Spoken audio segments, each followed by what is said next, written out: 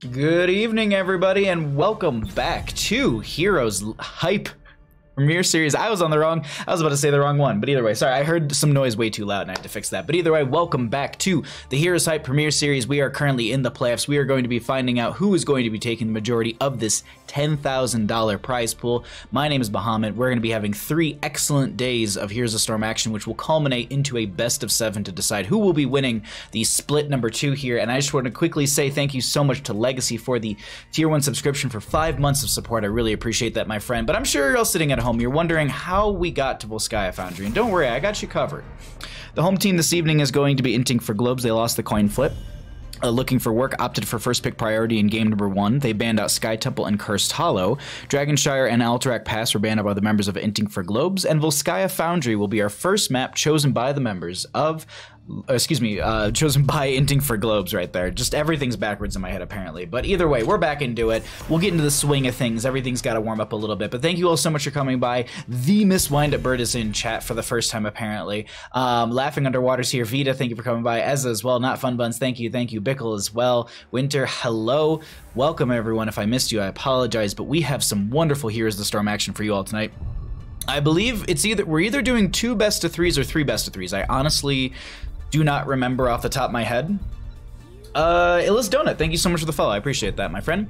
So we do have this Uther. We do have this Joanna and Sylvanas band on the right-hand side. Volskaya Foundry is very push-heavy based map. You also want to have someone strong for the rotations between lanes to be able to hold said lanes and also be able to group minions. Thank you so much, Illis Donut, for the resubscription. Thank you for using your Twitch Prime here. So this Uther I like off the bat because they're respecting looking for work's fact that they go into this main tank Uther quite often. I cannot blame them for wanting to get rid of that in this situation here. It's something that I wouldn't want to deal with myself. Losing coin flip is a risky strat.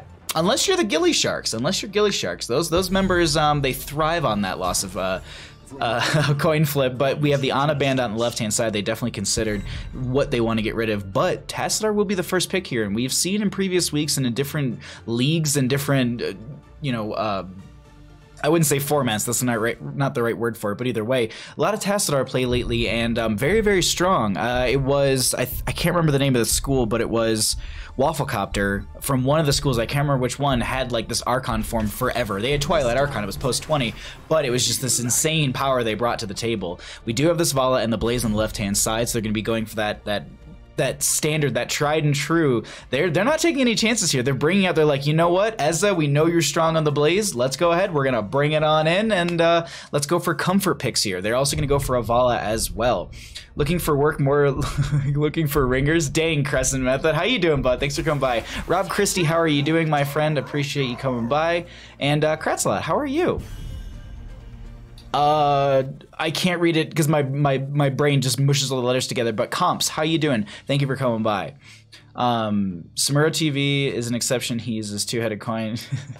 Samuro is actually banned out during the Heroes Hype Premiere Series, so if anyone is wondering if there are any bans, Samuro is banned out. That's the only ban that they have hero-wise. There's no mount or skin bans. It's mostly just respect at that point. They obviously went to the Tracer Garrosh on the right-hand side. Makes sense with the Tassadar as well, so they have that kind of core right there. They're going to get rid of the Malfurion for the inner raid as well as the root potential. That pairs well into the Garrosh as well. You have that root underneath the Warlord's Challenge, or even a root from a toss that can be comboed really well. You have that Groundbreaker as well to be able to stun them for a second. It was University of Houston. Thank you so much, Lazy Hydra. I appreciate that. Wait, it's Ezon Blaze? Yeah, Kratz. It's Ezon Blaze? Wait, oh my god, Buttspot chimed in. Yo, Kaleo, bustin' on in here, bustin'. How you doing, bud? Thanks for coming by. I wonder if Ez is playing, oh look, Bunker, I mean Blaze, offlane God. Yeah, exactly. Late. I mean, but here's the thing, they haven't been playing their Blaze whatsoever in some of the previous weeks, so this is them kind of maybe just going back to what they feel comfortable with.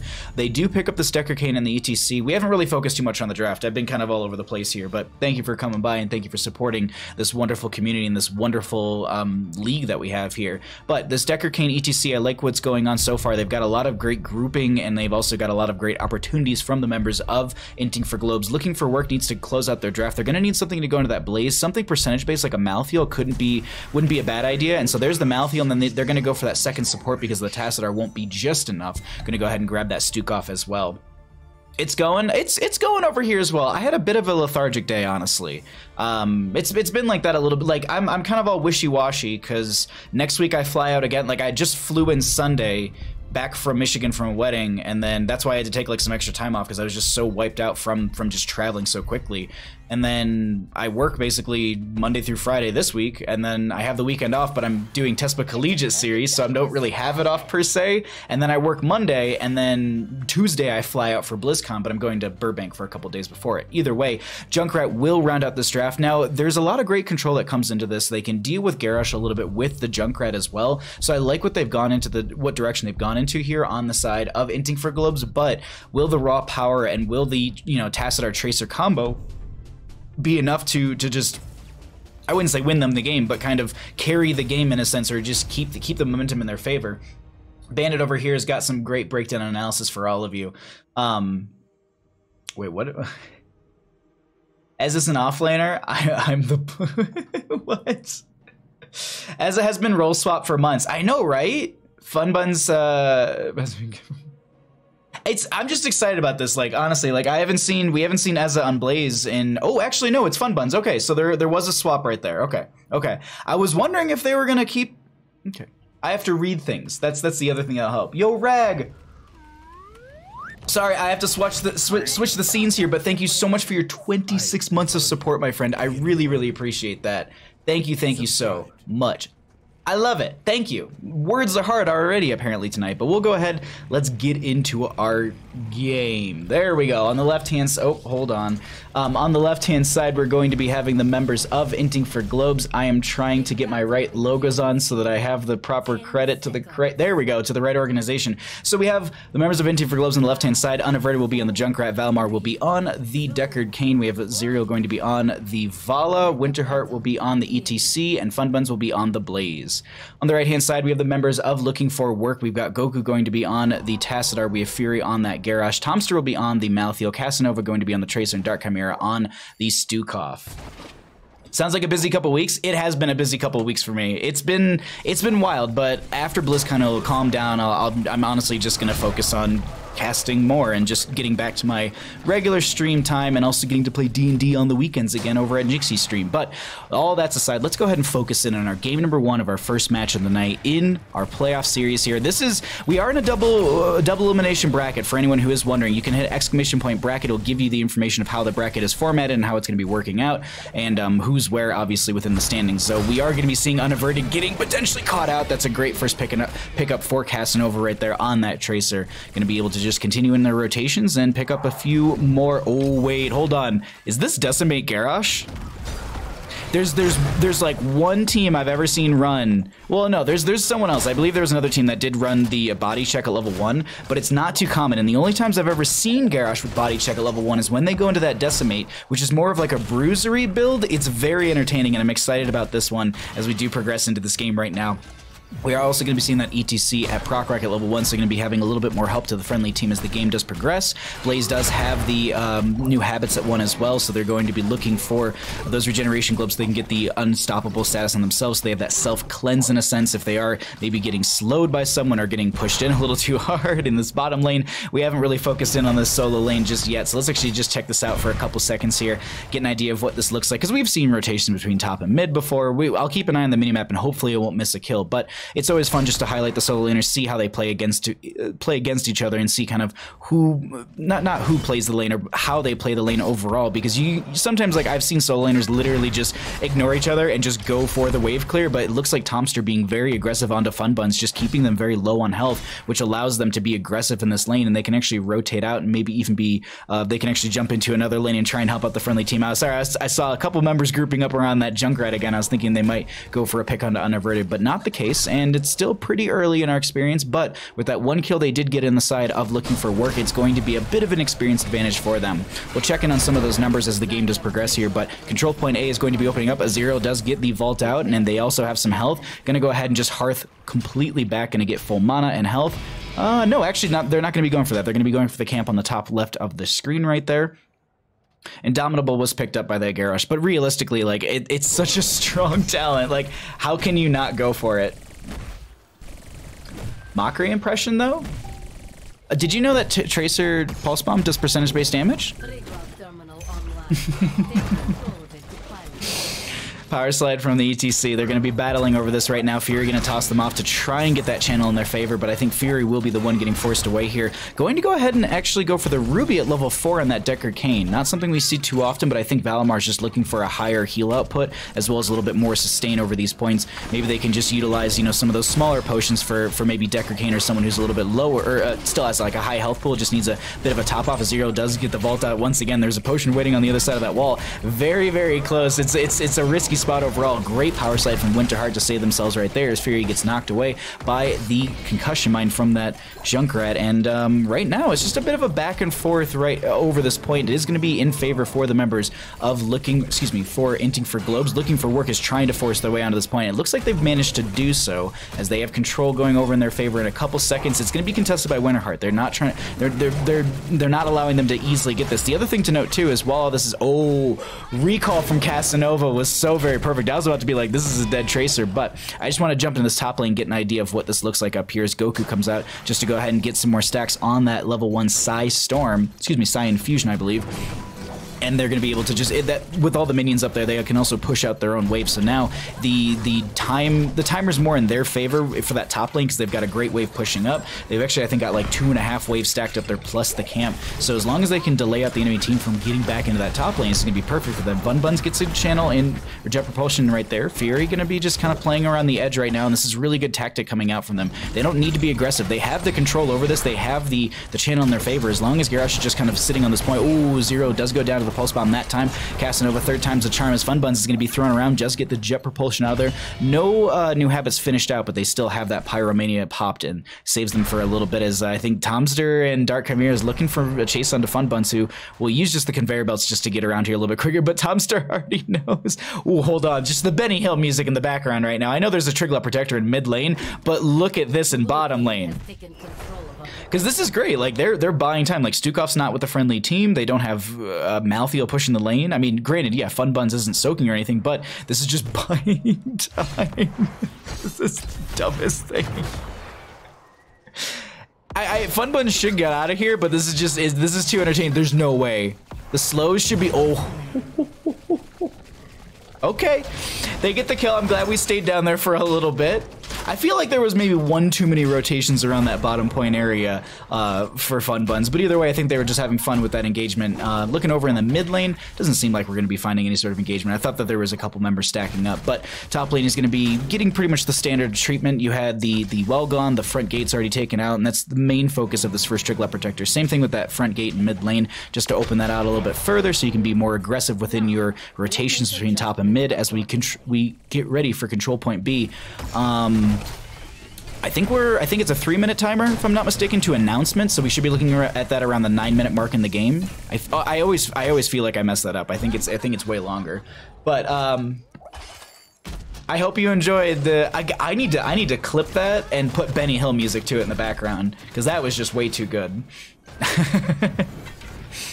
Well, we do have our 10 talent tiers here in favor for the members of Looking for Work. We are going to be of that Archon form for the Tassadar, so Goku going to be able to pick up Twilight Archon at 20. It's a possibility. They mindlessly go for Psionic Link, I believe, is the one which has the multiple attacks, but they're going to be trying to find a collapse onto Goku, who does have the phase shift out of there. Vault, excuse me, not the Vault, but the Rain of Vengeance coming out, and they're trying to get some damage, but Goku's starting to turn this around. The friendly team is coming around here as well. That's going to be a stale one. Listen, Pulse Bomb comes out. I don't know if Zero's going to be safe, as that will be Warlord's challenge out, so no Decimate right there, and that's also going to be Valamar, so very low. You can see the pinks coming out, and they're going for the chase. Last hit from Fury confirms the kill, and now, with a couple members down on the left-hand side, I would expect the members of Looking for Work to maybe push up this top lane a little bit further, maybe look for this fort. That way they can play this top lane even more aggressive, but I think Tomster has a good push in mid lane, so they might be going for that. Oh, no. They're trying to catch a rotation here. I'm trying to jump from vision to vision. Okay, so... Oh, Fury's in this bush over here, so if they do rotate down, they have an opportunity for this. Let's jump over to Fury's vision really quickly. They step up as Zero's going to be the target, and they end up getting the blow up right there. Winterheart power slides through. Mosh pit's up and available, but they don't really have an angle for it or even a setup for it, and that will be top lane. Still defended, but losing their Vol again, lose a little experience right there. We'll miss the 13 Talonteers for a couple seconds, but we're going to go ahead and look through some of those other numbers as noted before. We do have that bunker coming out from Fun Buns. Toss goes out. I guess the end of the fray throwing Casanova in. That's going to be a pulse bomb that gets the kill, and no bunker to save yourself after you, well, literally just come out of it. So that's just going to be them picking up kill after kill here, 7-0 in kills, and we'll see exactly how much experience that's going to be yielding in a couple seconds here. But with the advantage that they have, they're going to go ahead and actually same play once again. Oh, great power slide from Winterheart not to be able to get caught by that from that toss right there. They could have popped the Indomitable, but it might have just not been on off cooldown. And now, control point C. So it's 2 minute 30 to the announcement, 3 minutes to the actual availability of it. But now Tom Stern bottom lane will get collapsed on, and we can see, we'll jump back to that because I wanted to highlight the experience where it was coming from and the deficits that we're forming. But we jump back over to a different number, but that's going to be a great toss with the Warlord challenge. That's going to be Pulse Bomb. They don't get out of their life. Winterheart, oh my god, the mosh pit was just interrupted just perfectly by Dark Chimera. If it was a split second earlier, there wouldn't have been a lurking arm, or not a lurking arm, but a massive shove to stop that. But Winterheart in a bit of a rough spot ends up just going down right there, and now Fun Buns will be targeted. Casanova very low, but going to try and play aggressive right there, getting some shielding from that Tassadar so they can get a little healing. Garrosh does go down from a bit of an extension, but it seems like that's an even trade they're looking for. Actually, more so, I wouldn't even say even, I would just say it's more so a trade that they're comfortable with. So I just want to jump over this really quickly, because I just want to look at the experience and what hero kills. I mean, it's 9-2, but you can see that there isn't a, I mean, it's still significant. It's like 3,400-ish when it comes to the experience deficit just from those heroic kills. And I would say that there's a couple areas where they're lacking here on the side of Inting for Globes, but it's 2-9 in kills, and they've had a higher camp presence. Their rotations have been almost uninterrupted here on the side of looking for work due to the fact that, well, the first 2 deaths that they had on their side were within the last couple minutes that we just had. So while that late game experience is going to be coming in to help, they do need to find 16 or take this fight before 16 talent tiers is available for the members of Looking for Work. It's a really risky and oh, great concussion mine just to force back Garrosh.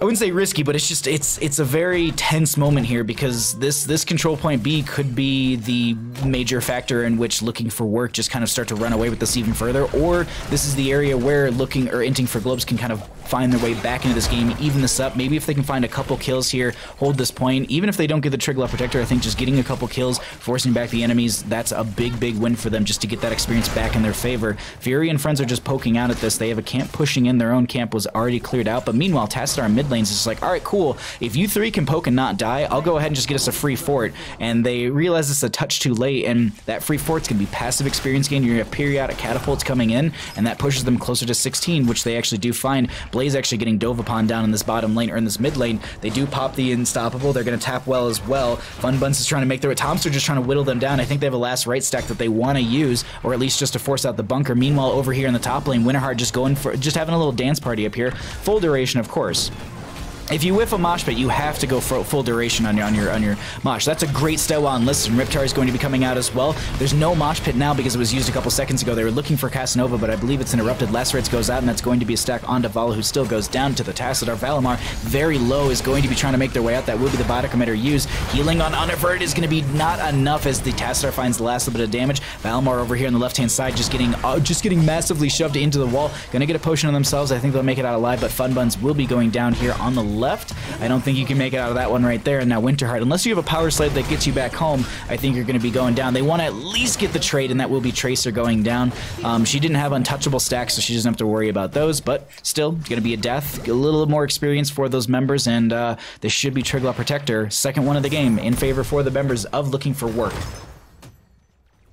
Woo! Jack, what's up? Thanks for coming by. Just busting. Apocalypse Shovel, how are you doing, friend?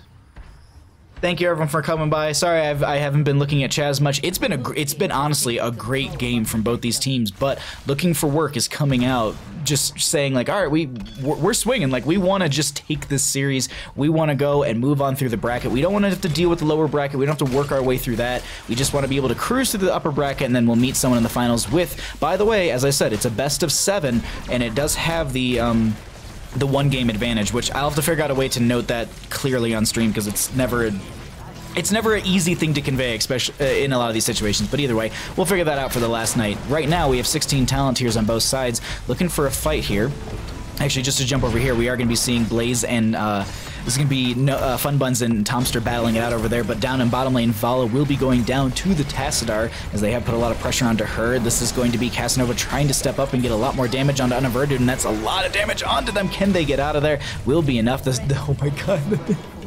Moshpit connects onto Tracer. That is going to be a great power glove coming out from the Triglav Protector to force back Winterheart. This seems like it's going to be just the bottom lane fort going down, but they might have even got the mid lane fort. I might have missed that, but still a very effective Triglav Protector, and this was the second one of the game, going to open up that keep front gate.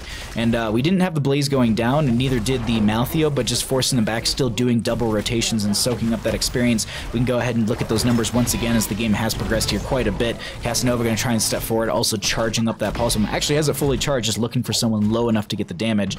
As we have Tomster just going to solo this camp really quickly, easily, just hold this, grab this, and have it for the next control point. Just being able to solo this is so useful for the friendly team. They can continue to soak and look for 20 talent tiers. That way they can fight over control point C, which I did not look at the Triglav Protector, but I think we're probably, what, like 2 minutes away, so around like 16-minute mark. We should be seeing the announcement for that as Self-Cleanse comes out, but they didn't even need it. They're going to be fine as they walk away. And I would expect the members of Looking for Work to play this just kind of slow, safe, and wait for their 20s, but if someone steps forward, they're going to try and take a fight into that. That will also be Winterheart finishing out their level 1 questing talent, that Proc Rock, as they almost got the kill onto Unaverted, but managed to just disengage away from that one. A little bit of a hungering arrow thrown out to a few of them, but meanwhile, a lot of lanes are getting pushed out in favor for the members of Looking for Work.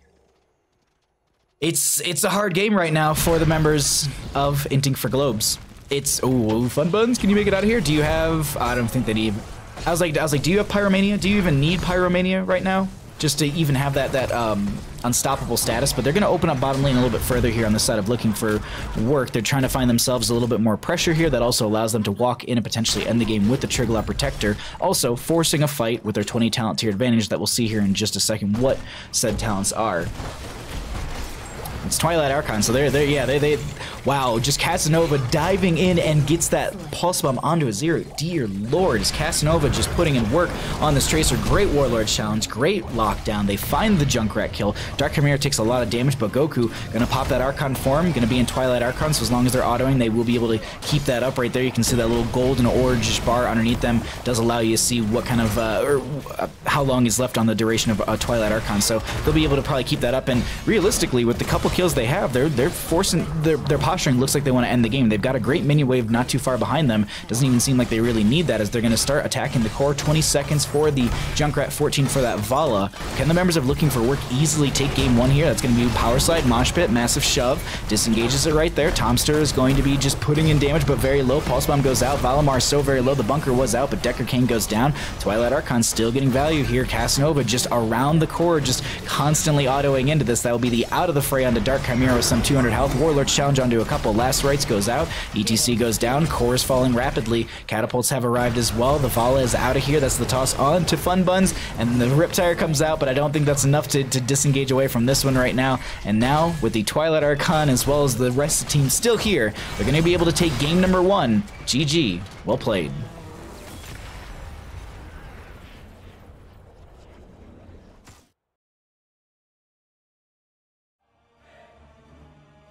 What a good game 1, everybody. What a good game 1.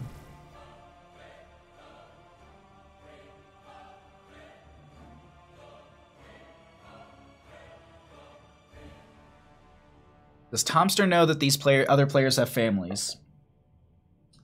Doesn't seem like Twilight Archon value. I kept saying like how much value it gets, but Tassadar put in work that game. Like, Tassadar has a lot of value here, and he's very unappreciated, or like, I wouldn't even say underappreciated, but just undervalued overall in a lot of compositions. And to see it, well, played so extremely well here, it makes complete sense to me. Dear Lord, did they kill it. Looking for Work go up 1 in our first best of 3 of the night. Oh, I didn't even notice this. They went into Inner Rage. Body check gains an additional charge. Its cooldown recharges 100% faster while armor up, 100% faster while armor ups bonus is at or above 25. That's such a good synergy between Double Up and that and Inner Rage. It got a value, honestly. It got value.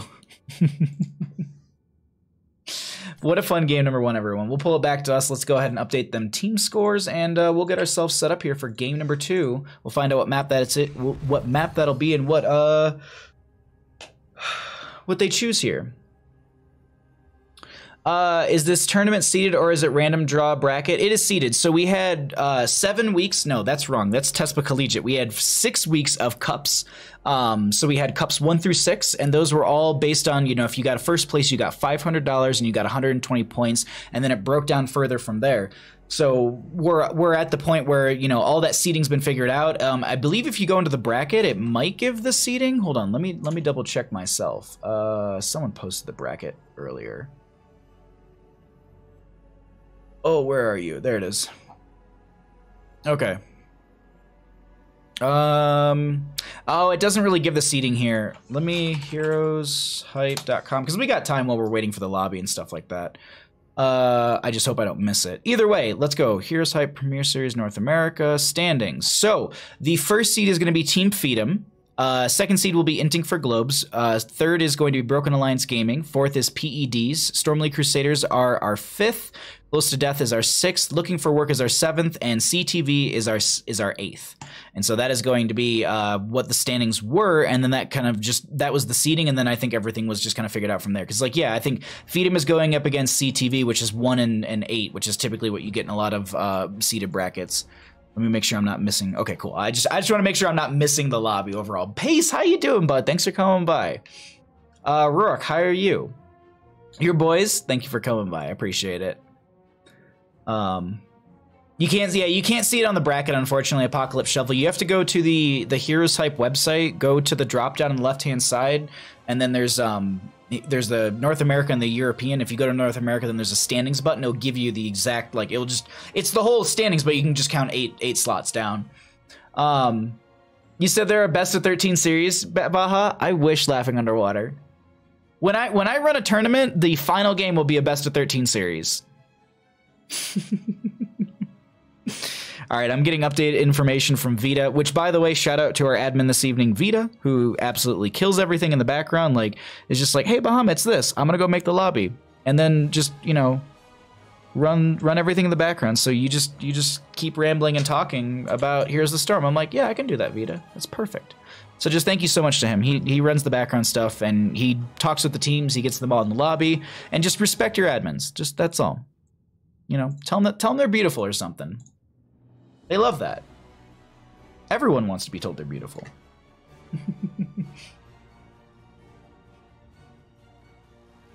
Deathwinging on Twitter today was so much fun. I can imagine, Face. It's gonna be exciting. I'm really excited to see. Did I Haunted Minds only? Dear Lord, Apocalypse Shovel. I don't think people would ever want to come back to my tournaments if I ever did that. But did anyone hear, like, when we're supposed to get Deathwing? Like, did they drop the PTR? Because I know the current event is up for another month and 12 days. Apocalypse gets it. Oh, Royce, thank you so much. All right, looks like we're gonna have a quick bathroom break from one of the players. I'm just gonna let them know I'm ready myself. And yeah, we'll just hang out here.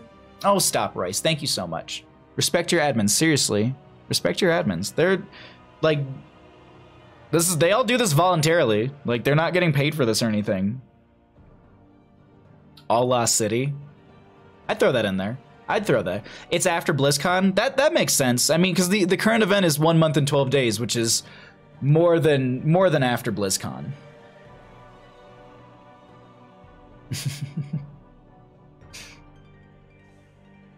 No, we'll do a tournament where it'll just be speed runs of the Braxis event, the PvE event. We're just gonna do speed runs of that. That'd be actually fun to cast, but like after the third one, it'd be like, all right, like we've seen it. But I don't know. Maybe it'd be fun with like Cat Peach or someone. Drink a bunch of gin and tonics and then try to cast Here's the Storm. Back in like the Bush League days. Huh. No, realistically, like if I ever did a tournament, I think it'd be like, I've thought about it. Like I've been loosely planning something in my head for after BlizzCon to do like some sort of just like Christmassy holiday themed thing, but just get a little day, day intoxicated, talk about Heroes of the Storm, get some fun people, like try and convince Tetcher to do it with me, get Cat Peach to come back and cast, maybe talk to Weenus. I don't know. We'll figure it out. I thought the admins were paid in sprays during games. Exactly. Yes, the admins get paid in sprays. That's why you should always don't. Bring back that event. It was so good. Wait, which event? Oh, okay. So they did say the first big patch after BlizzCon. And okay. Which makes sense. It'll probably be like literally after this event is over. But if you can hear that, yo, Zeromag, thank you so much for the raid. Welcome everyone from Zeromag's stream. We are currently getting into game number 2 of our first best of 3 of the evening. Thank you so much for bringing all your friends over here as we go ahead and get on into our draft. Welcome everybody. Tournament game, exactly. Big ol' money on the line this evening. Well, actually, on Thursday night, but still, I mean, it's still on the line this evening. But thank you all so much for joining me this evening. Thank you once again to Zeromag for the raid as we go ahead and get into game number 2 here on Towers of Doom. This is our first best of 3 of the evening. I do believe we either have 2 or 3. I honestly, I'm not 100% sure. I think it's 3. I think we have like winners bracket 1, winner bracket 2, and then one of the lower bracket games. I think that's what we're casting this evening. I'm like 90% sure. Either way, let's go ahead and get into this draft here because I'm sure you're sitting there and you're like, wait. I just got hosted over. I was just watching my buddy Zeromag kill it in Storm League probably. How did we get to Towers of Doom? Don't worry, I got you. It's okay. The home team this evening is going to be Inting for Globes. They lost the coin flip in our first game. They opted for first pick on the side of Looking for Work in that first game and banned out Sky Temple and Cursed Hollow. Dragonshire and Alterac Pass were banned up by Inting for Globes as Volskaya Foundry was the first map chosen by them. They lost that map, so they opted for first pick priority in game number 2, giving the map pick choice over to Looking for Work, and they have decided to take us to Towers of Doom as our game number 2 and our first best of 3 of the evening. Let's get back into our draft. Yeah, okay, so it looks like, yeah, we're saying three matches right now. I like that. Tetcher would be awesome. I play D&D with him, so I could probably twist his arm. I could like I could mail him some beer. I think that's a fair payment. Like, hey, come cast a tournament with me. I'll give you some beer to drink during the tournament. I don't know. We'll figure it out. Shipping to UK might be expensive, especially since I'm on like the opposite side of the United States. It's very, very, very far. But let's get into the draft here. We are going to be seeing Garrosh and Uther being banned out. Gonna still respect that main tank Uther. Going to go ahead and get rid of the Garrosh in the last game. We do have Sylvanas open and available this time. The Abathur was the swap out for that one from the side of Looking for Work, but still going to be banning out that Joanna, knowing she's extremely strong and her overall kit is very annoying to deal with. Just how anchory and tanky she can be. But okay. Okay. They're gonna go for the Tassadar themselves. Is this gonna be a snap pick onto the Tracer? It's, oh my god, Bandit just ran into the living room and went and got, oh my, why did draft music not kick over? That's weird. Bandit just ran to the living room and grabbed the little hedgie. It's adorable. See, I'm sorry, we're gonna cut over to this. You can just look at that. It's so cute. He's so ding dang cute. Sylvanas Diablo will be picked up here on the right-hand side, though. I like it. Push power with the Sylvanas, aggression with the Diablo, high mobility from Sylvanas as well, so that's going to be working out with that Diablo dive. Order from the UK-based website company, and then the shipping will be better, faster, and no customs. Wait, I can do that, Tentori? Did you say mail him some beer? Yes, a calendar and some IPAs or something. Can I cast? I was like, free beer. What's up, Buckeyes? How you doing? Do I play D&D? Yeah, I play D&D over on Jinxie's stream every Saturday, but we're taking a break due to like BlizzCon and TESPA and stuff like that. And then Sundays I play with my friends, but I don't stream it. That's from some friends back in Detroit. But no, whoa, no. How you doing, bud? Thanks for coming by. Where is Deathwing? I wish. Do you intend to do D&D on stream ever? I enjoy his Heroes Give Chase. Yeah, Sheer Craziness. It's over on Jinxie Cat stream on Saturdays, but as I said, it probably won't be back until the 9th due to TESPA for me, BlizzCon, there's a wedding somewhere, and I think there's a wedding this weekend. BlizzCon's next weekend, so our next session was the 9th. I think we all agreed as a group. But you can follow Jinxie on Twitter. You can join, I believe you can join her D&D Discord, so that's another way to know. Or you can join my Discord, and I post there when we go live. But we haven't been focusing on the draft, so let's actually get into that right now. We have the Dahaka band out on the right-hand side. They have some global, no team has a global threat right now, and that Dahaka would be strong for the solo lane. Also, strong in the rotation between top and mid to be able to clear out lanes, and then that the brushstroke availability to get into the back lane can be a devastating factor. Especially if you're considering an Ana, which I actually think that they're going to consider here for Dark Chimera. It's either that or the Stukov again. The Stukov pairs into a lot of this, but I think the Ana is really powerful. Actually, okay, Malfurion. It's just I've seen Dark Chimera play so much on the Ana, I was thinking that'd be the direction, but Malfurion works. There's more poke that comes out from them. It's a really good synergy with the Diablo. You have the overpower into the entangling roots underneath the the combo from them. Blaze has a setup with that as well, so they're gonna need to round out their damage, but we'll find out here what they get on the side of Inting for Globes, because they do need a main tank. They're going to be needing a bruiser as well. Leoric for that rotation factor right there, and that's gonna be strong into the Blaze. You have that percentage-based damage, but Mal'Ganis going to be stepping up and being very aggressive. Now, I worry a little bit about Mal'Ganis's, but I feel like with this Ariel and Tassadar combo, they should be fine with Vala poking from the backline. We'll see how that works out for them. Then this last pick up here on the right hand side, something like a Li Ming would be great, like if they wanted to go into a mage right there just to have some extra poke. Jaina's up and available, she's a great pickup, or you could even consider a Thrall. Overall, like I kind of like, ooh, this is just as good actually. This is great. I just realized that Greymane's still up and available, can grab camps, can kind of 1v1 pretty good, can dive, works with the Diablo. I love this. Give this man some water? No, I've got tea, and well, I've got enough tea. Why is Buttspot not a mod? Give Robot Sword? Can I mod? Hold on, this is important. Let's figure this out. Let me swap it back to Bandit so you can watch him while I dilly-dally and try and...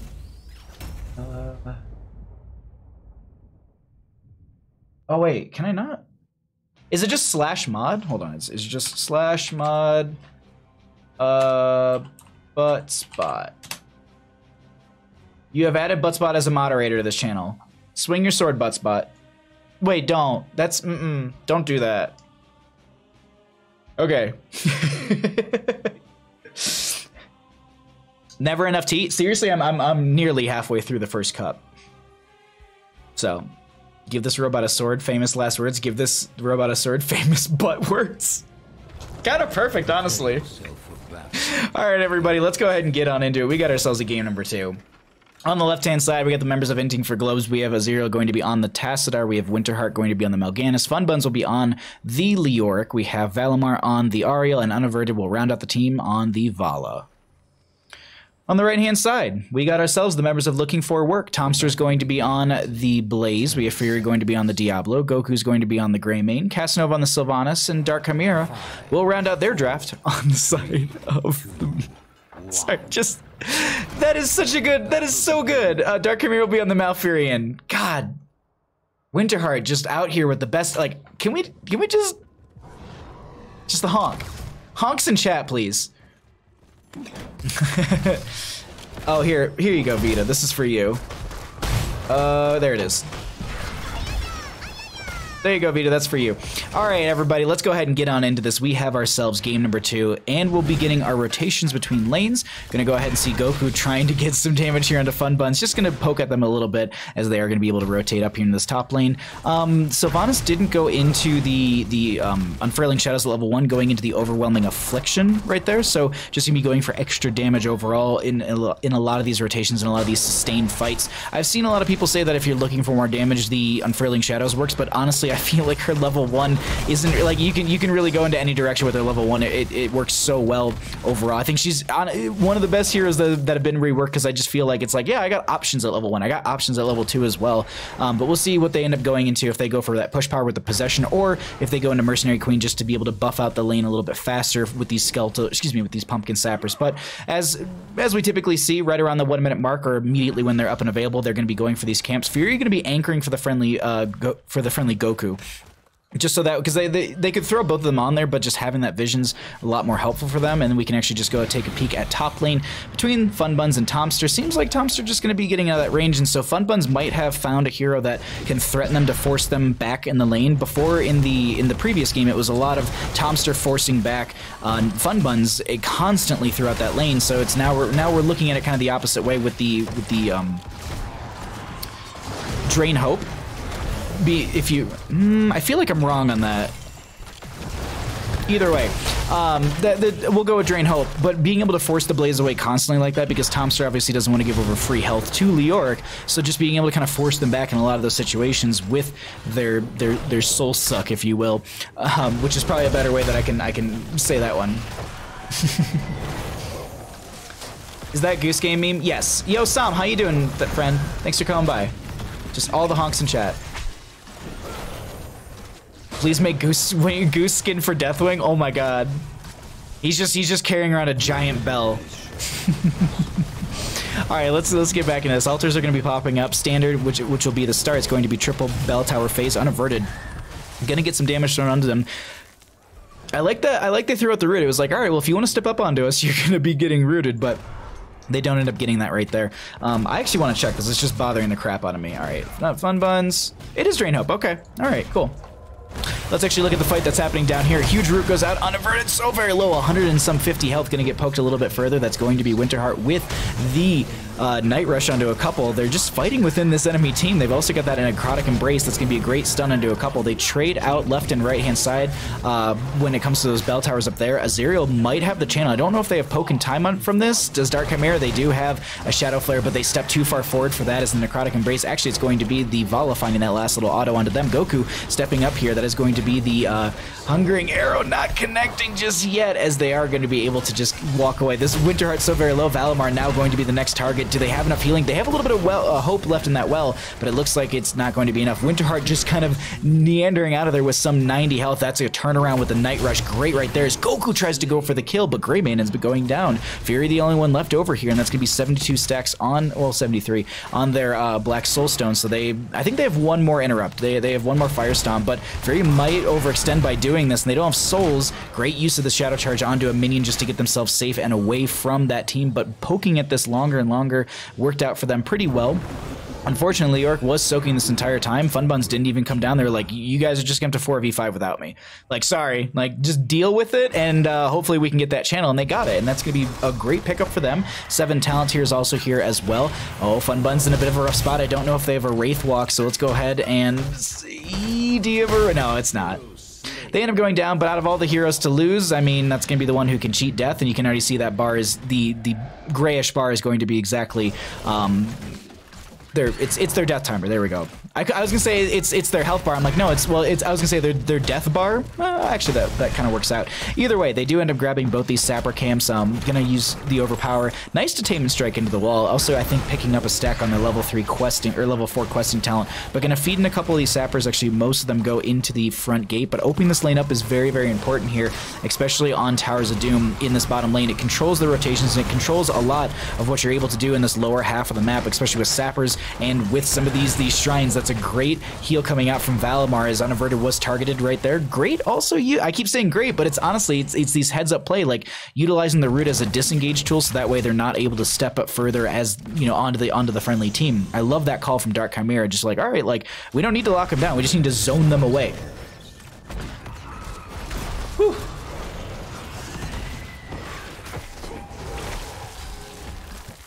What a Monka fight over the first bell tower.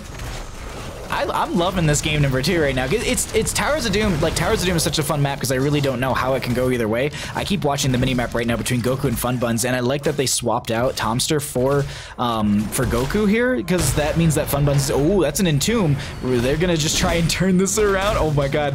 Goku, no, one more. Oh.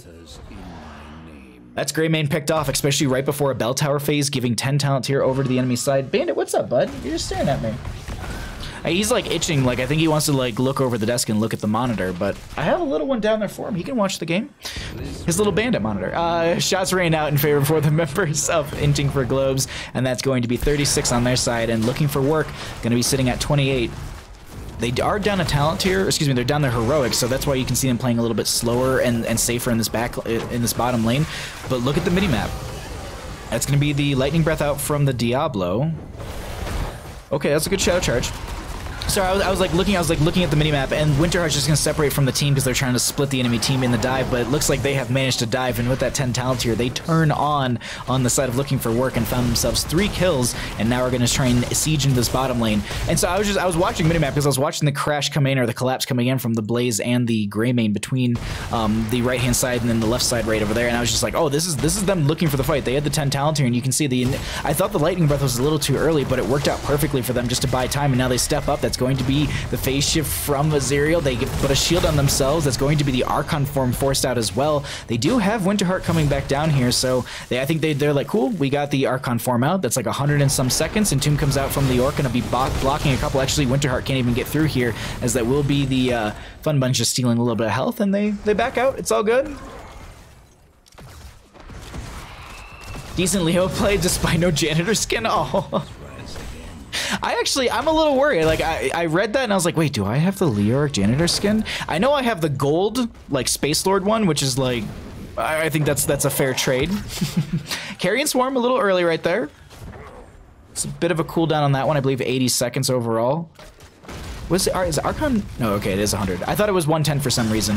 Fun Buns is in a little bit of a rough spot as they're trying to steal health from Casanova, but oh wait, no, they end up getting away just with a sliver of health. This is going to be a double altar face popping up as well. Going to be trying to go for the channel down this bottom lane, but not going to be able to find it just yet. Winterheart with the Night Rush onto 2. Going to buy them a little bit of time as they're trying to split the enemy team. Goku stepping up in that human form and looking for a dive in. They go for the Tassadar, went for that, didn't even go for the throw, excuse me. Lightning Breath, the slowed Valimar, gets the kill onto them. Unaverted going to be going down as well, and now Winterheart is by themselves down here as Leoric is just still clearing out waves. That is going to be shots raining out. I do believe actually Leoric might have gotten this bell tower right there.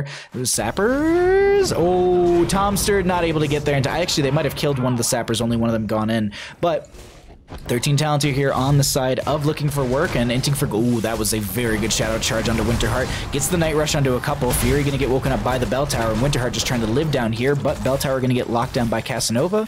Getting forced out, gonna be able to convert this over in their favor. Leoric will continue to soak up and make sure that they're not gonna fall behind in experience, because Towers of Doom falling behind, that's a rough spot to be in, because the enemy team can just force you in every single fight.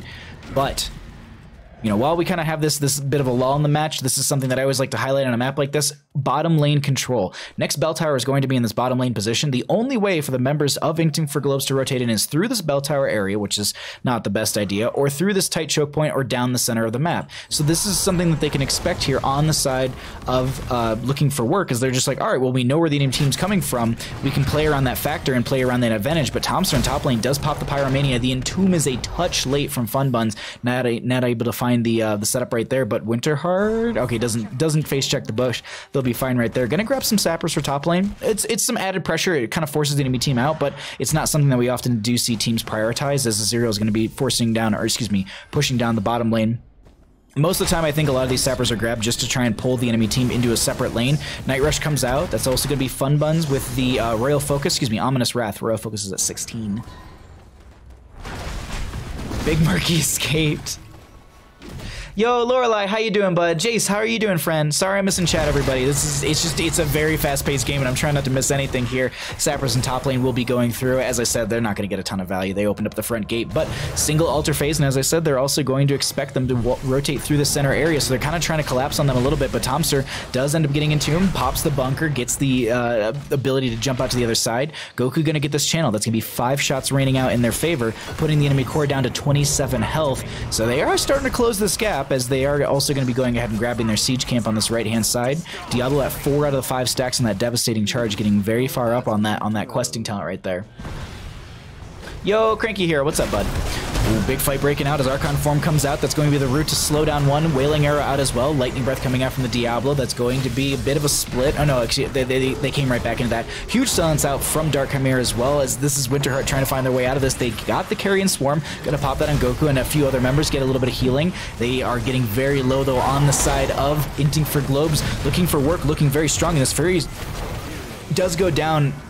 There was also another level 4 stack for The Ariel player right there as Casanova dives back into the backline. They do grab the camp on the left-hand side. The Entomb comes out from Leoric, locks down one, finds the second. A 2-for-1 in favor for Inting for Globes as they're trying to make it a third. Unaverted, just keeping, they're chasing into this. Goku so very low, the overpower. They end up getting the heal from Valimar. That's a great pickup for the members of Inting for Globes. Meanwhile, Tassadar on bottom lane, making sure that this Sapper camp doesn't come through and doesn't get extra shots in their favor. With the couple members down, I wonder if they considered, okay, I was like, do they consider boss here, or are they going to be going for the bell tower conversion? Going to be going for that bell tower right there. Gets them 5 extra, we'll get them 5 shots because they get their bell tower back over. If they can get both of these, no, they won't be able to, because Greymane will be up before the bell towers, or even up in this longest death time hero. So realistically, setting yourself up for bottom and left side would be your best bet, and then letting them give over this right side. We'll see how they end up playing this on the side of Inting for Globes, but it's even talent tiers. Pretty close game here. This game number 2 is a lot.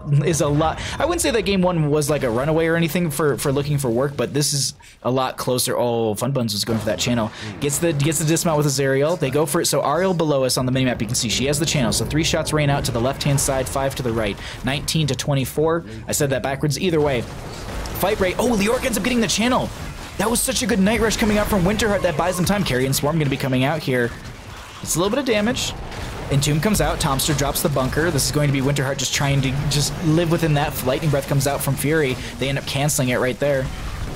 Might have just been in the wrong direction, so they said it's not worth just trying to spin around that entire time. But either way, 24 to 14 when it comes to bell tower health, or core health. It's a close one. It is a very, very close one. But while they can see that the enemy team is going for this bell tower right here, they're like, all right, cool, we can count 5 on the map. Leoric is going to be able to just Wraith Walk out of there. They'll convert that over, but let's go ahead and burn this down. But they know that the enemy team is going to be able to rotate down here, so they're like, well, we shouldn't play this too aggressive. A couple Psy Infusions come out from Tassadar. The wave should get it, but now they have to consider the fact of how they get out of this. Casanova dives in the back, but doesn't find anyone in said backline, using the Banshees once again to re-engage. That's going to be, I think that, no, I thought Carrion Storm was coming out, but Winterheart going to be just dove upon. So much healing coming out. They're staying alive. I cannot believe that they lived through all of that right there, and now they continue to fight. They find the kill onto Fury. No souls to reset. They also found a Dark Chimera kill. That's going to be Casanova going down as well. Goku going to be the next target. Fun Buns going to be able to get that auto onto them. That's 4 for none. And now I say you make that quick rotation to boss. They're going to go for double sappers here, which I can see why you would want to do that. That's 6 shots rather than 4, but still, it's just taking that off the map and having that extra damage is a big factor for you. Oh, no, okay. I was wondering, I was like, are they going to try and push this in? No. They're going to go more bell tower conversion? Okay. Interesting.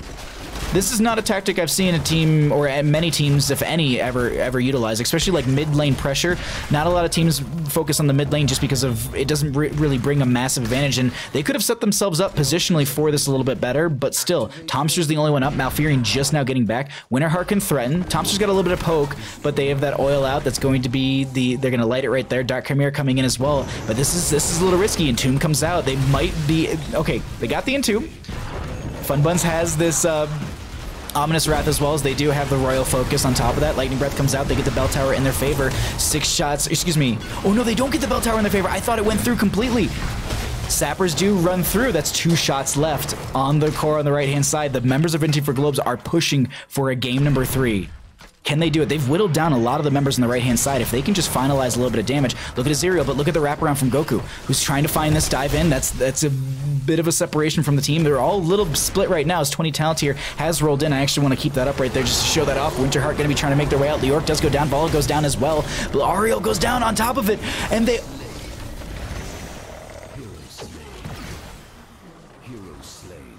They end up losing everybody. Oh my god. I've said this before and I'll say it again. I can't tell you how many Towers of Doom games are like this and end up being like 2 to 4 or like 4 to 2 in core health or whatever. Like this is a wild match, everybody. And this is our first best of 3 of the night. From my understanding, as I've been confirmed in chat, we have 3 best of 3s this evening. And this is the first one. Hell yes. Great plays coming out from both these teams right now.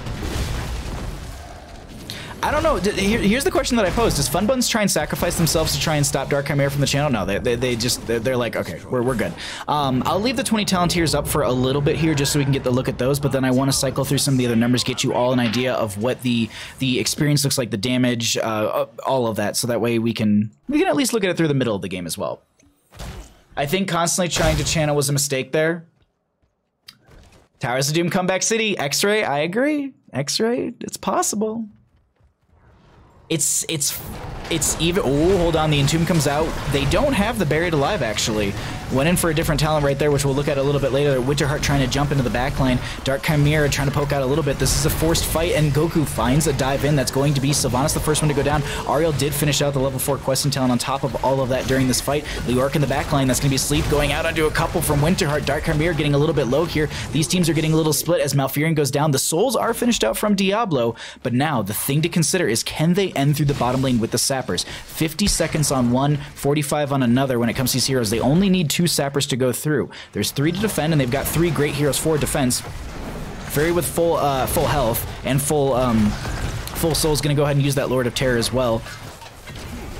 Greymane ends up getting picked off here, so it's a staggered out death. These sappers will go straight into the bell tower, so it's not going to yield them damage into the core, but here's the thing.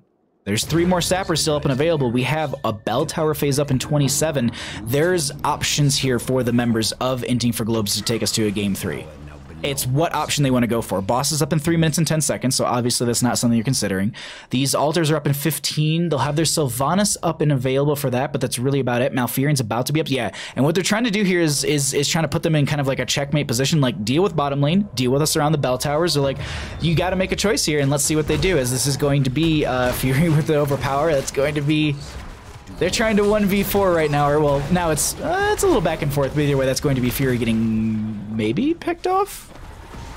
Either way, Unaverted, they can't get there in time. Unaverted gets the channel, and that is going to be game number 2 over to the members for Inting for Globes. We go to a game number 3. GG. Well played.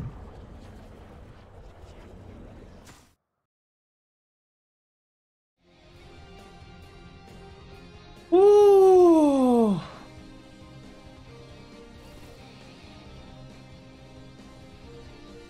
Yo, Scapegoat, how you doing, bud?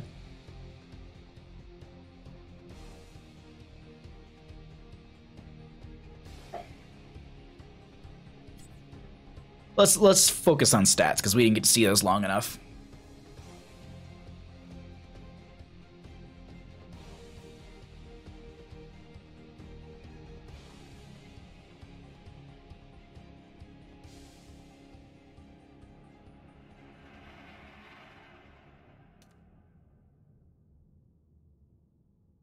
Game 3 already, and our first best of 3 of the night. I love it. I absolutely love it. It's what you want to see. Jazzy, how's it going, friend? Thanks for coming by.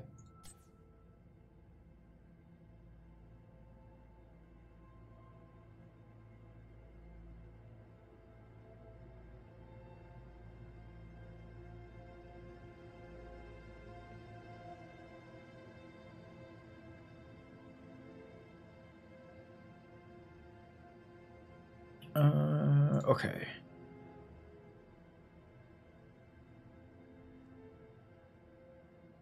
All right. Sorry, I'm just making sure I'm not missing anything in the background. All right, we're good. Let's go ahead and pull it back to Bandit and I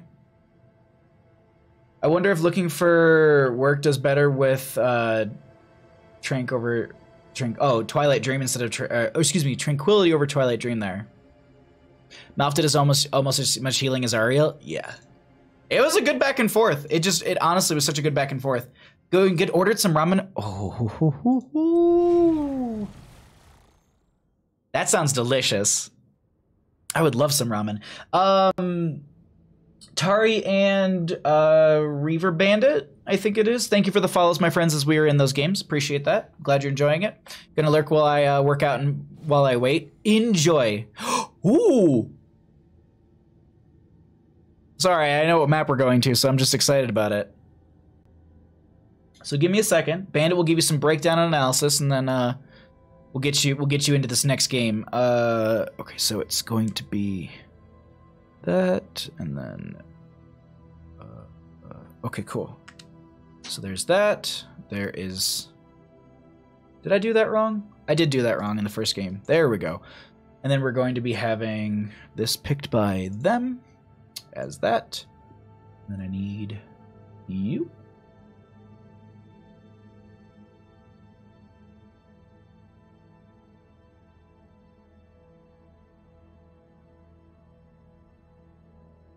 Perfect. Wait. Perfect. Nice round number. All right, cool. We got that all set up in the background. Let me update the bracket. I'm just curious about what the bracket looks like. Haunted Mines? I wish. I wish. I'll take some ramen if you're asking. Where do you live where you can't get ramen delivered? South Lake Tahoe. We have 2 pho restaurants and that's about it. We have 5 fast food places, 2 McDonald's, 2 Taco Bells, actually 6. We have 2 McDonald's, 2 Taco Bells. We have a Jack in the Box and we have a KFC. If you count Subway, then it's 7. But that's it. Like that's all the fast food we have up here. I'm updating the bracket right now. I'm trying to find out. It doesn't look like any of the teams have reported their matches. Oops. Apparently I was tabbed into OBS and I thought I broke something. Okay, I just want to get this back there and give him a spooky worm and let him know I'm ready. Wait, that's Rag Angry. Spooky worm R. Woo, everybody. Do you live in Area 51? No, that's like, I think like 300 and some miles to the east of me. We have, because I'm on the borderline Nevada and I live in the mountains, there's actually a lot of, like the Air Force does training up here. Like you can tell when the Air Force is like flying jets around here because like there's like this low rumble that you hear like within just like the mountain ranges. It's really creepy. And then I know like the U.S. Marines come up here to train. They do like a lot of because we have like one of the most difficult airstrips to land on because of the way that there's like a mountain right next to it. So like the wind catches and pushes really awkwardly. So they do like big like those cargo ships. Like it's not a B-52 bomber, but picture that kind of plane. And they have those land up here and they take off. But since they're so heavy, they take off really, really low. So I was like out at the butcher and the airport, or like the landing strip where they use is like a solid, it's like a 20-minute drive up here. So like it's like 3-4 miles maybe. It's not that far. But like this plane just just seems like it came over the top of the butcher place I was at. And they usually fly over the lake, and it's like stuff they do for the soldiers and stuff, and like they do it as like a reward for training or something like that. They bring up here and they do like a little bit of training, and then they party because we have like casinos and stuff. So you have Taco Bell, that's all you need. That's true. So yeah, it's kind of crazy. C-130. I don't know the pin, man. It's one of those big planes like you could drive a truck into the back of it and then fly the truck to a place. Like one of those.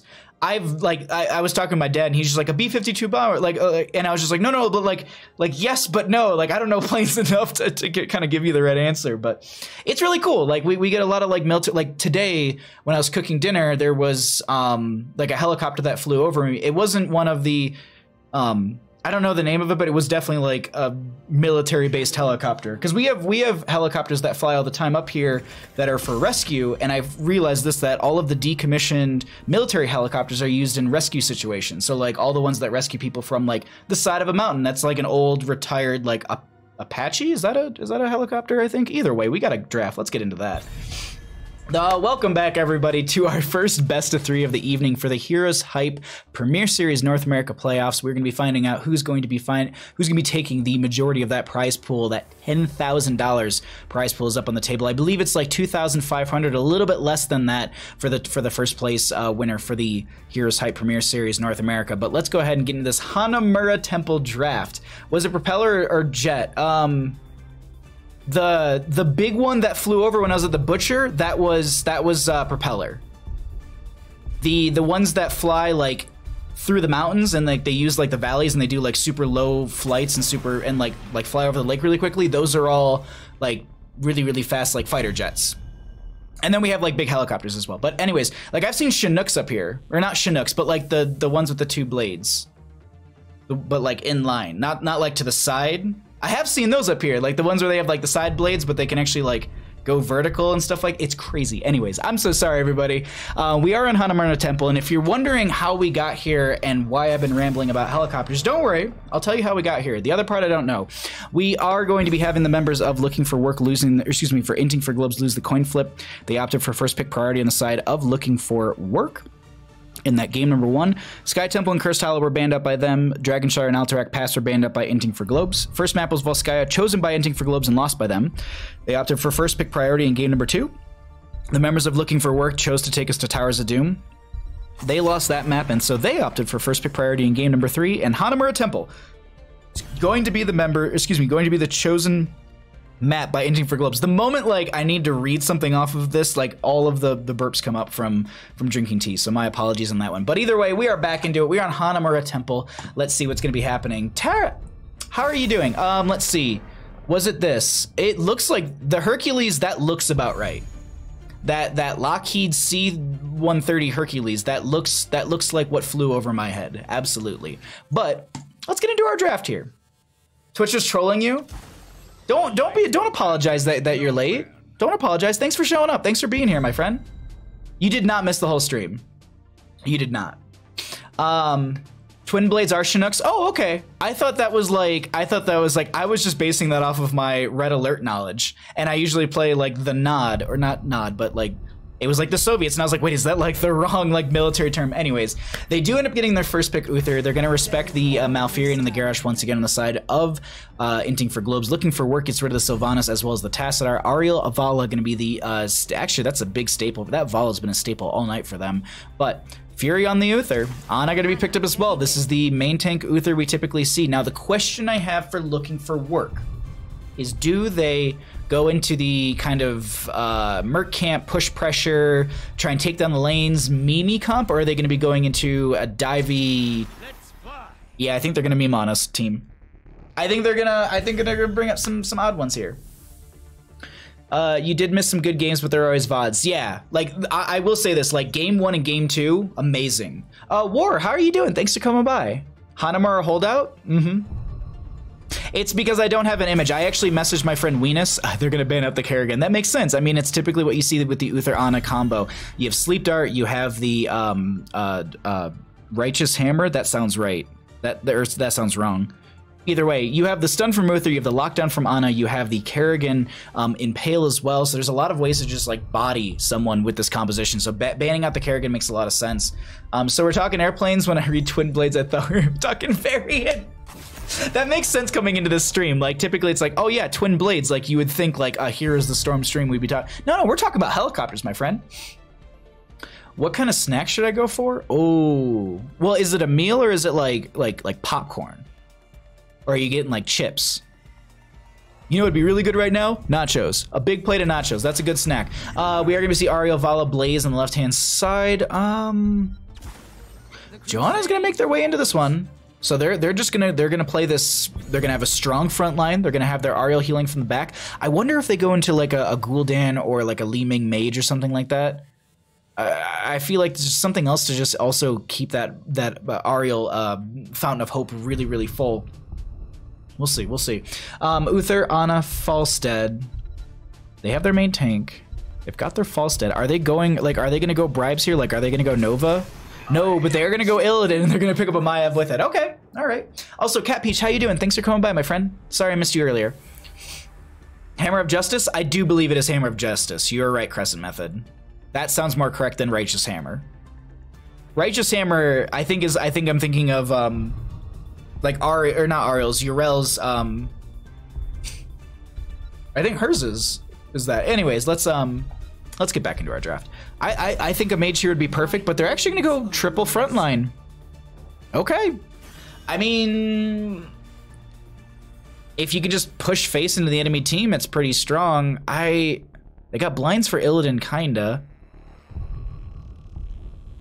I'm like 50-50 on this for these teams. I honestly, Chris, it's 4 a.m. Damn it! Don't make me crave nachos. Also, I shouldn't be awake. I know that. I just can't sleep. Oh man, I'm sorry about that. I hope you feel better. Here, look at this. Look at this beautiful little puppy. Look at this boy. Look at this little boy. He's just so cute. He's just a cute little puppy. Does that help? Are you asleep? I don't know if my voice is gonna help you fall asleep, to be honest. I always want to make instant ramen after all this discussion, but I don't. But it doesn't feel like a snack. Ramen feels like a snack to me. I always like make one little packet of it. I'm like, all right, that's my lunch, and then like half an hour later, I'm just like, oh, I'm so hungry. But either way, we're loaded in. My cursor's apparently at the bottom of the screen. All right. Select a talent and prepare to attack. All right, everybody, let's go ahead and get on into it. Game number 3.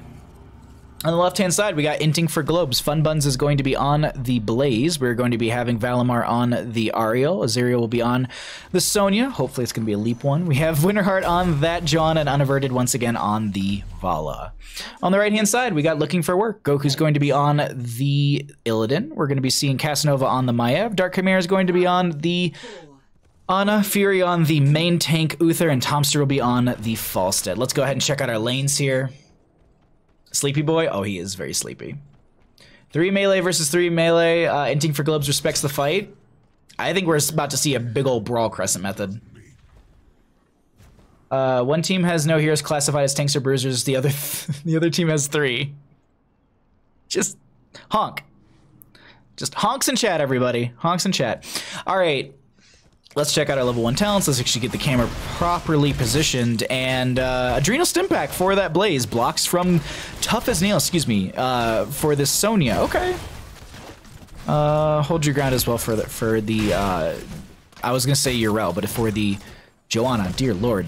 Meanwhile, top lane, is Aziriel just going to free push that a little bit as Goku's just going to get, I wouldn't say chain CC, but just going to get pushed around a little bit here as Fury comes in. They're going to pop the Adrenal Stimpack. They're going to try and make their way out of there. It's going to be the Righteous Hammer for the stun. Umbral Bind goes out. Fun Buns, I do believe, oh, that was a really good body block from Goku just to eat the Jet Propulsion. Going to go ahead and get picked off right there. First Blood going to be going over in favor for the members of Looking for Work as Valimar and Unaverted. I'm gonna go ahead and grab the Sentinel camp on the left-hand side. Recon camp gonna be picked up here in the middle, I guess you could say. I want to go ahead and highlight the experience right now, as you can already see that. I thought Mercenaries already had something, but like you can see, like those recon camps, it's only 10 more experience, but it still is like it's significant. Like these recon camps over time will give you so much experience around the map. But we'll go ahead and we'll look at that experience a little bit later. Winterheart is going to try and maybe force this point, since they saw the enemy team rotating around for camps. They've already kind of grabbed their bottom left side, and they want to have this pressure out in their favor. Tomster also did go into the wingman at level 1, just to kind of note that for all of you as well. Just going to be going for those bribe stacks to be able to get the lightning rod bonus damage. There's a fight breaking out throughout here, and that's going to be a lot of damage onto Winterheart, who's not able to get out alive. That's going to be second blood in favor for the members of Looking for Work, as Goku and friends are being very aggressive with this, putting on the pressure. Heals come out, and this is Aziriel trying to spin to win here, and they get pulled back in, end up going down 3-0 in kills, and they found themselves a solid half a level plus more lead in favor for the members of Looking for Work. Thank you for the honks in chat. I love you all very much. So why didn't you save it? And we are going to be having our payload deployment right now. It's not the strongest thing in the world. I think it's like 1,000. It's like 18,000 damage, right? Yeah, it's like 18,000 damage when you get each of those shots out. So it's not the strongest thing in the world. It definitely whittles down a lot of these front gates, but I think a lot of the other teams end up just team fighting over this. Excuse me, end up team fighting and just laning over the majority of the time, and then they look at Fun Buns just playing on the edge of this vision. Hold on, this is Fury's vision right now. Just Fun Buns is just literally sitting on the edge of that line. So it's just either way. But I don't think we're going to be seeing like a massive focus on the objective. I think it's going to be more centered around the rotations. Also, they've got the Sentinel camp and top lane they've got to consider. And now, well, they've got the enemy team kind of forcing this top lane. I love this call. They're like, now we can push this in. This will be easy for us. But once they see the enemy team rotating out of top lane, they should be able to back off, or at least prepare themselves for maybe a gank onto them. But seems like they're just going to give this over. First objective to the members of Looking for Work, and we'll be able to see what kind of value it gets. I believe this will siege in through the bottom lane. It's much like Sky Temple, where it focuses on the closest, the lane and closest lowest health. No, actually, okay. So there's some sort of rhyme or reason to this. I thought it was like Sky Temple, where it would just focus on this bottom lane since it was down here, but not going to be the case. Maybe it goes for the more well-defended lane. This top lane was a lot more well-defended. I'll have to figure it out a little bit. I'll have to figure it out later, anyways. Big oof on the camp invade. Inting for globes. I mean, hey, you know what? Sometimes you get it in for globes. Sun comes out onto Winterheart, gonna just force them back a little bit. Gonna play around this. Sentinel Camp is gonna be picked up once again, just grabbing that as it's off cooldown. Dark Chimera is gonna be the target, but they're not gonna be able to chase in and find a kill, I don't think. So they just say, you know what? Well, I'll just grab the Recon Camp, grab experience, and that will just bolster us up a little bit further. We're gonna focus on a little bit of the experience consistently throughout this map, just because camps are so important here, and it actually is going to be a lot of the I wouldn't say a lot of the experience, but you can see it's a solid third right now, at least when you're considering mercenaries into minions. It's just a significant chunk, and I know I keep harping on it, but it's something on this map that I think is very undervalued, and a lot of players need to kind of prioritize this in their own games. I myself need to do that as well. Like I look at the recon camps, I'm like, ah, cool, we'll grab it, like whatever. But I'm like, no, it's off cooldown, like, or they just got it. Let's grab it, have it back, and get that experience in our favor. Also, it helps a lot within the rotation between top and mid, so you can be very aggressive. But speaking of aggression, great detainment strike into the wall. Fury going to be very low. Heals come out. I think they might make it out alive as Unaverted tries to step forward, but they say it's not worth it. That is going to be the turret out in their favor on the side of looking for work, and they've managed to disengage the enemy team. And that was really good too. They weren't trying to really take the fight so much as just they wanted to sustain through the fight, and they want to find their 10 talent tier. If they can then fight with that 10 talent tier for that couple moments with an advantage, that'll be huge for them. But they're not too far behind experience-wise on the opposing side, and we can go ahead and look at some of the other numbers: damage, healing, and, as once again, experience for both these teams as this game has progressed, and we're kind of getting that 10 talent tier area. No shock and awe, if you will, from the Falstad going to be going into Mighty Gust, but Detainment Strike, not Detainment Strike. Containment Disc, there we go. It's going to be picked up for the Maiev. Nano Boost from the... I wonder who the Nano Boost is on. Is it on the Illidan? For the cooldowns on abilities, either way, Metamorphosis, they do have the Containment Disc out. That's going to be the Bota Grenade out. This is Maiev just driving in the backline. Gus pushes them away. They grab the point, or at least they're trying to grab the point. The bunker was out from Fun Buns, and now they're turning around this fight. And they grab the camp, and they actually end up stealing this away, I think? I'm not sure. I think, no, they grabbed it and put it down immediately. Either way, that's going to be Goku very low. Illidan does go down, and these sustained fights, this is where the members of Inting for Globes are going to be winning out. They just have such a tankier front line, and they're able to just continually fight. Well, they do have raw damage. It's just as the fight does progress, you have like Joanna, you have Sonya, you have Blaze. It's very hard to kind of step past them. If Vala's in the backline just whittling you down, and Ariel's able to poke and Detainment Strike and force you away, yeah, that's a great setup. But once again, going to grab the Sentinel Camp here. They do have an easier rotation for this objective, and they can go ahead and throw a couple members on that while also grabbing this Recon Camp. Winterheart will be able to one to start that, and Valimar going to be helping out. Just grab this camp over here. Gets the Regeneration Globe. There we go. Couldn't think of the word. But they only have one member on this, which means it only moves at the one speed. You can put up to 3 members on this, so it moves a little bit quicker. If the enemy team is going to be there as well, you can see that it does contest it. And they're not gonna play that super aggressive. I'm a little surprised. Maiev or Uther? Oh, on Uther, that makes a lot of sense. That makes a lot of sense for the Uther. I was thinking that you'd want to go for just the cooldown reduction onto the Illidan, but even then, like, he's autoing, like, it'd be fine. I mean, I feel like he could basically just pop evasion constantly, which is what I was thinking. I was just like, you know, auto attack, auto attack, auto attack. All these are auto attacks on the left-hand side. If you're able to just sit there and mash E, I believe, is the evasion, then, I mean, you can be an Illidan in the backline and be the most annoying hero in the game.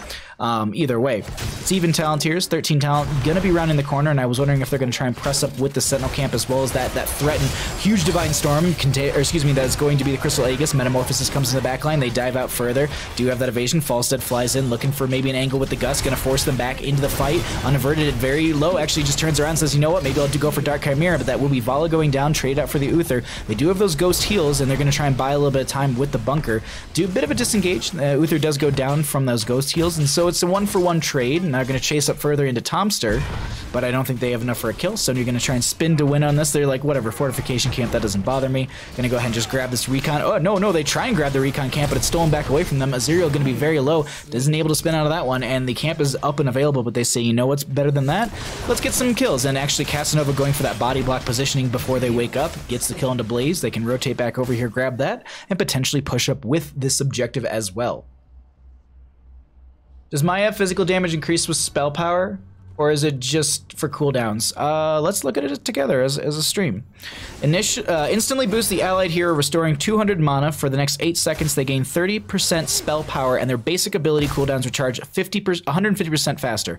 So Fan of Knives You could just essentially, dear Lord, would your fan of knives be terrifying.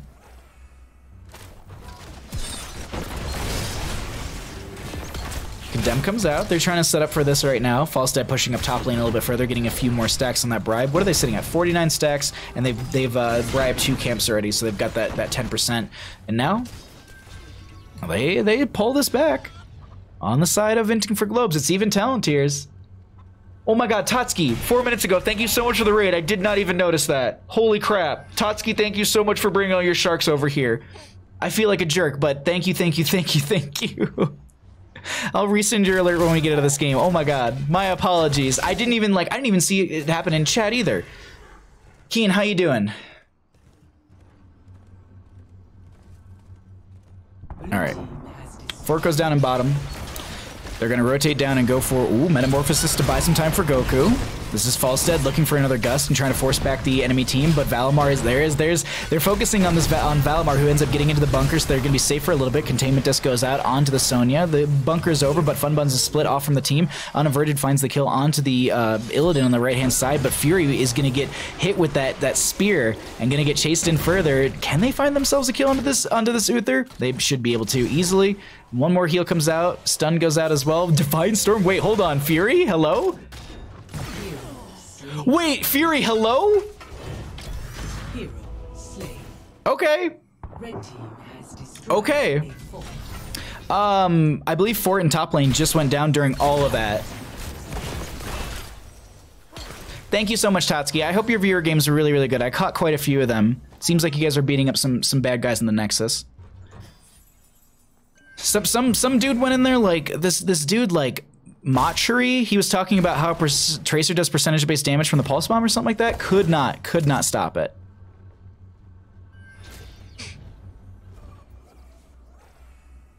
Uther Fury God. That was just wild. Like I was like, oh no, like Vala gets that last hit, she's fine. Then like, nah, brah. Holy shock, I believe. Yeah. Just holy shock.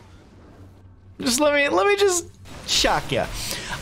16 talent tiers across for both. Tomps are gonna get hit with the, did they go for Poison Spear on that? Yeah, they did go into Poison Spear at level 7. I was just like, man, they got hit with a chunk of damage right there, as that's a Vault of the Warden from Casanova, I believe, does have the Spirit of Vengeance right out of there. This is still the second objective of the game up and available, as they're trying to push him with that right there. I'm just waiting like patiently here, because it's Illidan in bottom lane. They don't have Hunt, so it's not like they can just jump from bottom to top, and they know this containment disc goes out. They get that right there. Sonya's inside, jet propulsion forward. They end up getting the gust. They're trying to separate them. That's gonna be the Wrath of Berserker. She's trying to spin through this. Crystal Aegis will buy some time. Bunker's gonna be right next to that. That's a huge Divine Storm on the opposing side as she comes out of that. Divine Storm, excuse me, there's also going to be the Nano Boost onto Fury. You can see them have that red glow onto them, as that was a great Rain of Vengeance to force them back. Meanwhile, on the right-hand side, Winterheart's gonna be forced away from the friendly team as Joanna goes down.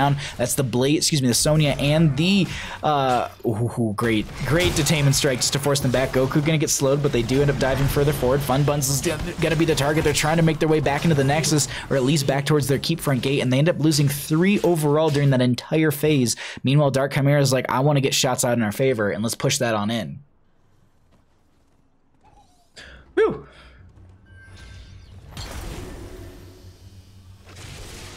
I looked at Kratz and I was just like, wait, no, stream didn't die. Like, I'm still good. We're still good.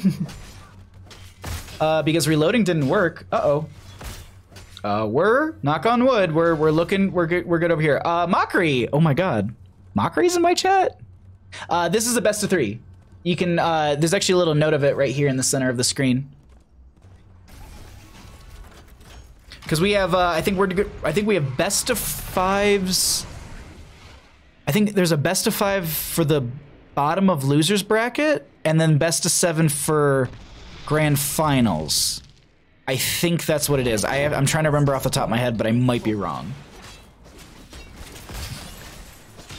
Yeah, it's like Machuri, I think it is the name. His university makes him sit on the floor, and they give him this pretend chair that it looks like a giant croc, like the shoe, like the croc shoes. I just feel so bad for his back. He has to play games on his bed constantly. Oh, you missed that tiny note? I know, yeah, it's very tiny. I don't really know a better place to put it, so I threw it up there.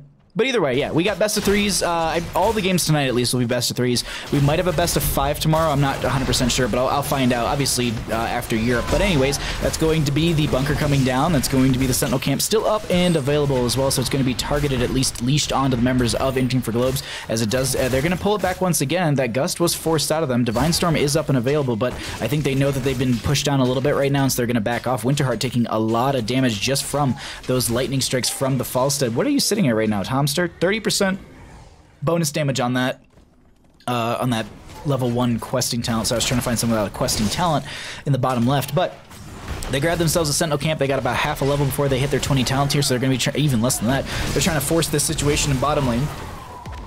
Blaze is rotating down. Sentinel camp instantly got popped. They take out the front gate, so that at least if the next objective does come through, it's going to be focusing in on just like the tower and top, and then it'll be focusing on keep pressure. But now the containment disc comes out, it doesn't connect. Winterheart trying to live in the back lane. It's going to be Iron Skin popped out as well. Jet propulsion forward. Divine Storm will be coming out onto a couple members. A lot of damage on Vala, who goes down. Aziriel going to get some healing, but they end up getting picked off as well. It's a 2 for none. Stun comes out. Crystal Aegis will be there. Falstad with a quick flight over the enemy team. Valimar going to get gust away. The barrel roll to get away from the towers. They take a lot of damage. Valimar with a detainment strike, but they have a stun. Joanna goes down. That's going to be Goku and friends finding the kill onto Ariel. It's a 4 for none bloodbath, and they step up to the keep, and this is looking like a lot like game number 1, where you can see their posturing. They want to end here. They want to take a quick win in game number 3, move on through the top bracket, force Inting for Globes into lower bracket, and just cruise on towards those grand finals with a 1-game advantage in our best of 7, but they still gotta take down the core, and I think they'll be able to do that here. With 15 seconds is the lowest, and they have Metamorphosis, Illidan with 20 talent to your advantage. Blaze, I don't know if you're going to be able to stop this one right here, and it looks like this will be game number 3, going over to the members of Looking for Work. They take our first best 3 of the evening in a 2-1 fashion. GG. Well played.